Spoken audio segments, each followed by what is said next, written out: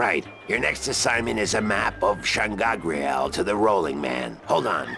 Did you not ask me about him earlier today?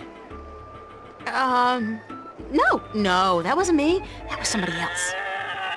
I could have sworn. Well, no matter. Do you know how to get to the Rolling Man's house? I forget. Let me explain then. Now, pay attention because this is complicated. He has chosen to live in the most inaccessible place in the city, but I guess he has his reasons.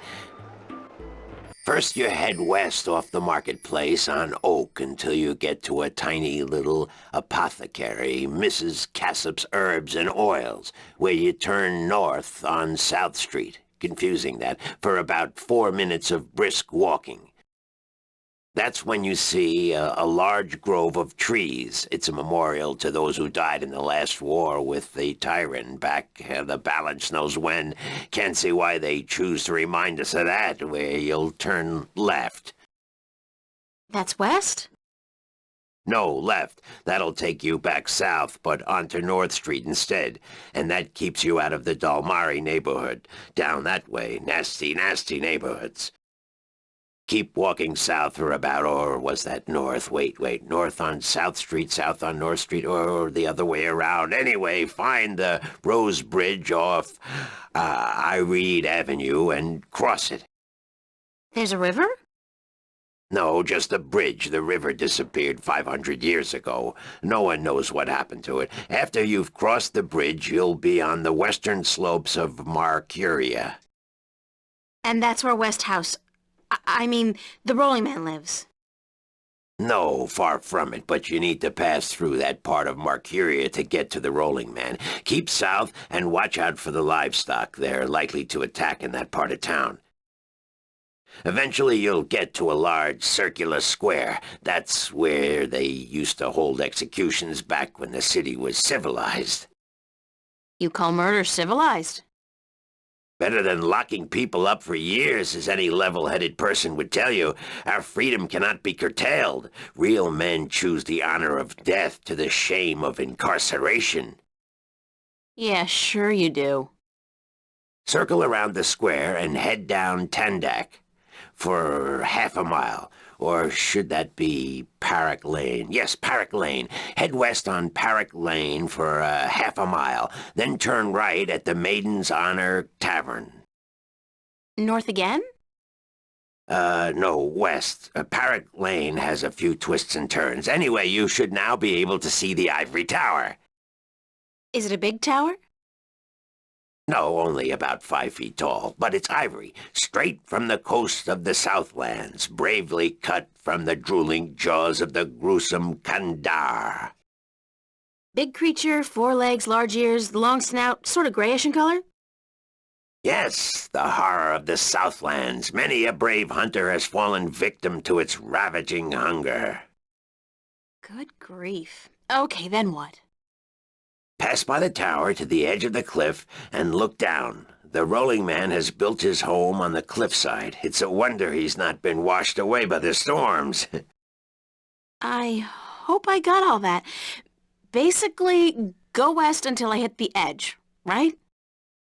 Yes, that would be correct.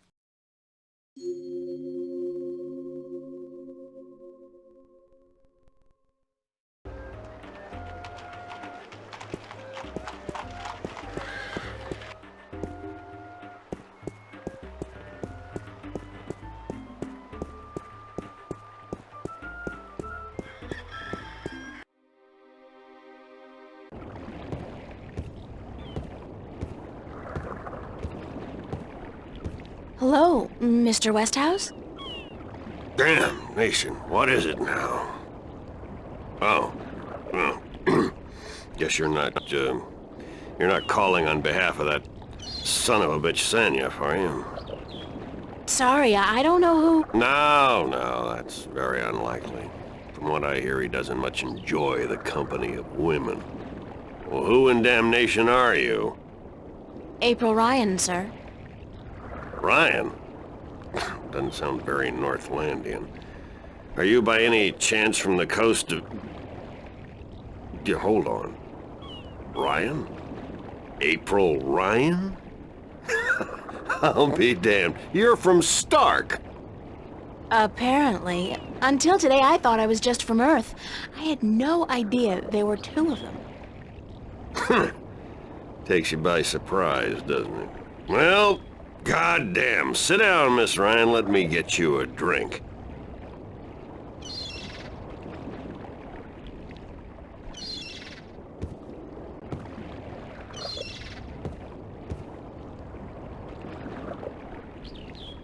The liquor over here stinks to high heaven. Magic pollutes the purity of the spirit, but I keep a bottle of Glenfiddich for special occasions. Thanks for the offer, sir, but I didn't come here to have a drink.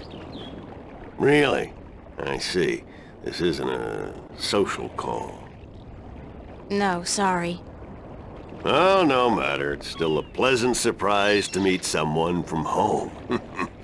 Now, what may I do for you?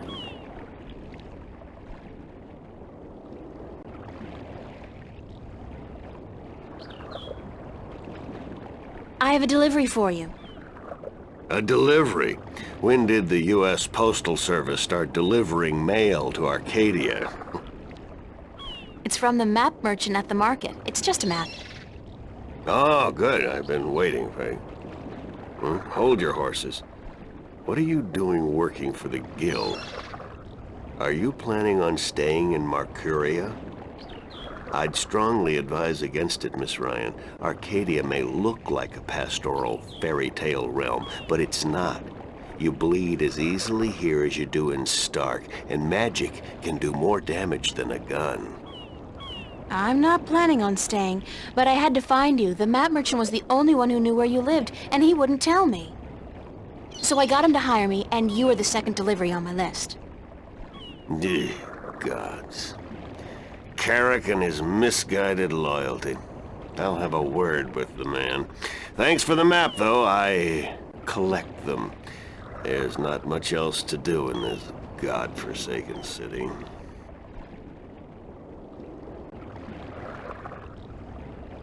Cortez told me to look you up. He did he? I see. Who's Cortez? You don't know him? I think not. I'd certainly remember. Did you say Cortez? You wouldn't be talking about old Manny Chavez, would you? Well, he ought to be dead by now, but then, by all rights, so should I. I don't know his first name, but he calls himself Cortez. Tall fella, mysterious and elusive, rarely answers a question with a simple yes or no. Smokes like a chimney? Aside from that bit about smoking like a chimney, it sounds exactly like Cortez. Manny. I'll be damned. That old crook is still around. Well, how the devil is he? He's good. Where do you know him from?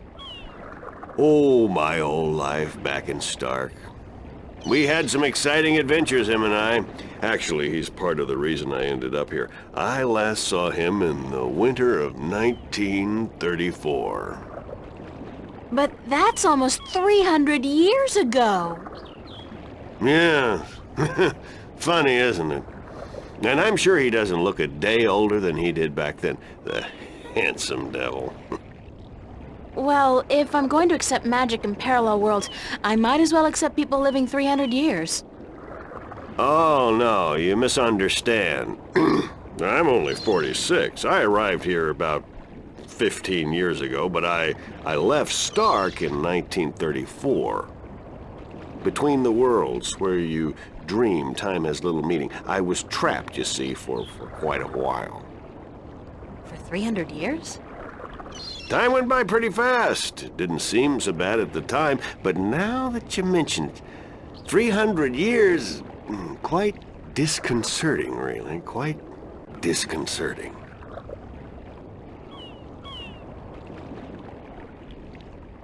How did you end up here in Marcuria? That's quite a story. I won't bore you with the details, but suffice it to say, I was always somewhat of an adventurer. The promise of virgin territory untouched by civilization, held great sway with me in my youth, as did the idea of a highly spiritual state of mind. The occult, magic, karma. I was born in 1902 in Boston. By the time I was 17, I'd put that life behind me. I spent the next 3 years at sea, and then I wandered around Europe for a time.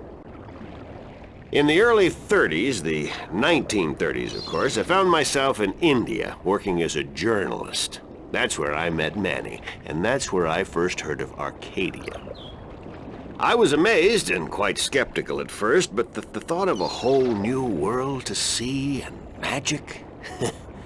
I was a fool, of course, but who knew where my curiosity would bring me? So what happened in India? I've tried to forget about it, to be honest. If I could go back and convince myself not to... but I still wouldn't have listened, of course. The unknown attracts. I ended up in Tibet in the winter of '34, wading through snow up to my chest, thinking for sure that this was it, and I was going to die. Manny pulled me out of that one, thank God. I spent 3 months in a monastery before pushing on into the void. There's only one way for a non-shifter to pass through the divide, and it's not an easy road to take. Now, if you don't mind, I'd prefer not to talk about the past anymore. There's more than enough to worry about in the present. Cortez said to look you up when I wanted to go back home, to Stark. Now, why would he say that? I'm not a shifter, and I don't know any magic. I'm sorry, Miss Ryan, but you'd be better off asking the Sentinel priests for assistance. Already did. They said I was on my own, that they couldn't help me. Bloody typical. Those reactionary fools wouldn't extend a hand to help a drowning man if it violated the principles of their bloody balance. But I can't think why Manny would tell you to visit me in order to shift home. It just doesn't make sense. I should get going. Very well. You're welcome back at any time, Miss Ryan. Any time. Thank you, sir. I'll remember that.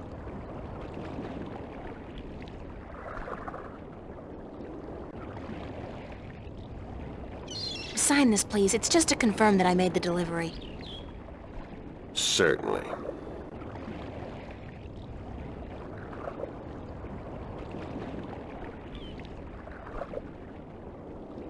Hold on one second, Miss Ryan. I just remembered something.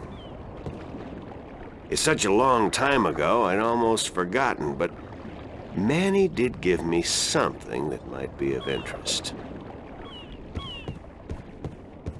What is it? It's a pocket watch. Manny gave it to me the last time I saw him. I never quite understood why, but maybe you can tell me. Did he say anything about it? He said that when his heart started beating again, he would know. It would be like a message in Morse code, a beacon. Damn watch never worked, and the winding mechanism is broken, so it's probably not worth much. You're welcome to it if it's any help. Thanks.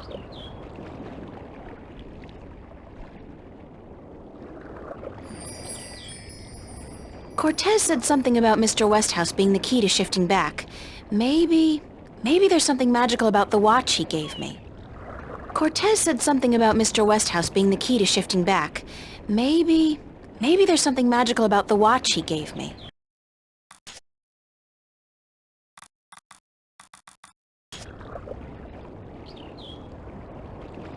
If I insert this pin carefully into the hole, like so, and then slowly wind it... It worked! It's ticking!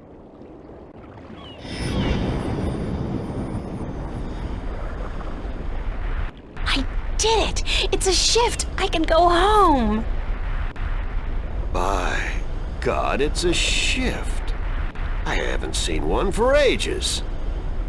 Why don't you come back with me, Mr. Westhouse? You could say hello to your old friend, Manny.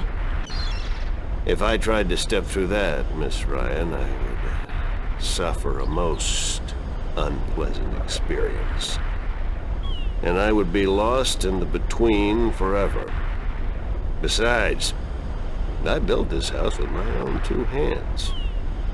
I wouldn't want to leave it to these barbarians. And what does your Stark have to offer me? This world is more recognizable to me now. No, you go ahead, Miss Ryan. Go back. And don't let your curiosity of the unknown tempt you into making another shift. Thanks for your help. Say hello to Manny for me. Tell him I'm doing all right. And then I said, thanks.